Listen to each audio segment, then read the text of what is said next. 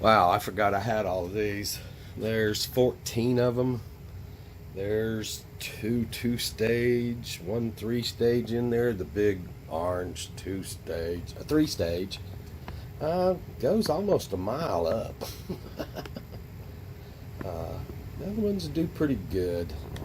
And they work on different little rocket type motors, from the very small diameter motors, size of my little finger, step up to the regular motors, big as my middle finger or ring finger. And some of them, see, I think this two-stager uses a big D motor. Nope. No, it's going to be two C's. Uh-huh. I think thought one of them, oh, it may be the orange one, uses the D motor in the first stage and then C's in the second and third, which what I'm talking about there is the big motors.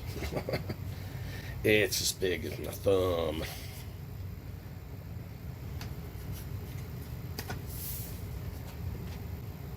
So,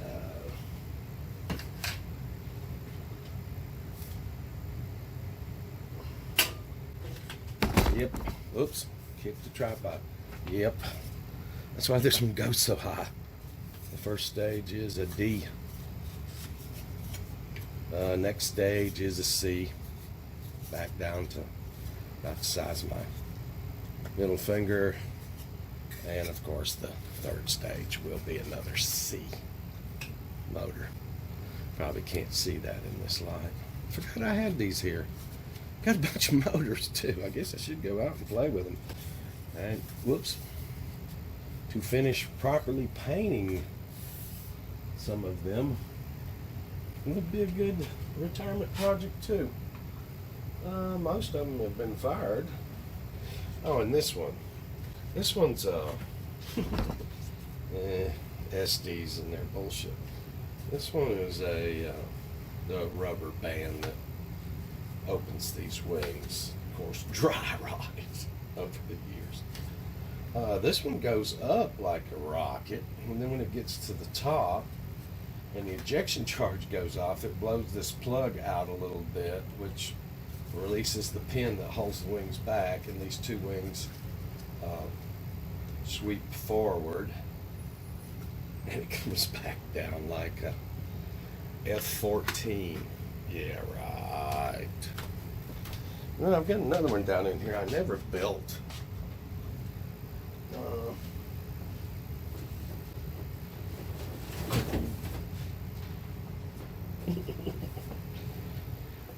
Because it's a Klingon battle cruiser. Of course, by Estes Corporation. I was playing with these when I was in my teenage years. Estes has been around a while. Good company. Yeah, I still have an assortment of rocket motors too. I used to buy them in the bulk pack. This is 24. And they just come in bulk. Igniters, recovery wadding, and then the motors are just in the box. And these are the C, the little, what we would call a normal motor. You can see this is not completely full. There's very little powder in these tubes. You'd be surprised. But that's the middle motor. I'll set that aside and repack that in a second. These are the small motors. Very small diameter for those small rockets. And these were what I was talking about with the D size motors. Them babies is pretty hefty. And they go up and up and up and up from there. Yeah, I probably should. And there's differences in the motors. The booster motors for the bottom stages have no coast charge or ejection charge in them. They're just a burn, such that at the end, is this a booster motor? My eyesight not going to help me on this one. No, it's an upper stage. And you can see this motor's fairly full all the way out to the end. Nozzles in this end.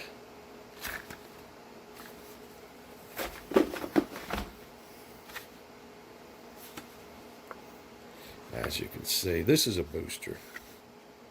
No, it's a single stage engine, but it's a small.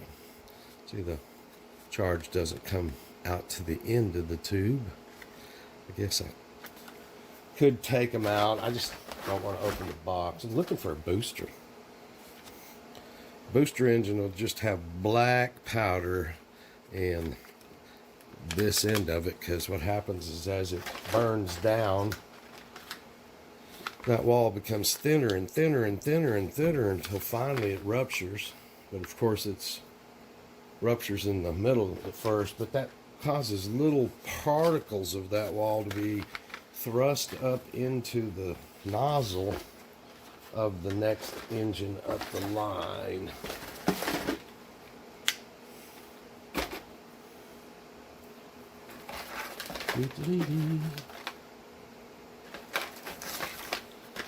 Probably should sort these, shouldn't I? Oh boy. There's finally a booster engine. And of course we can't see down in the tube to see that it's just a black yeah,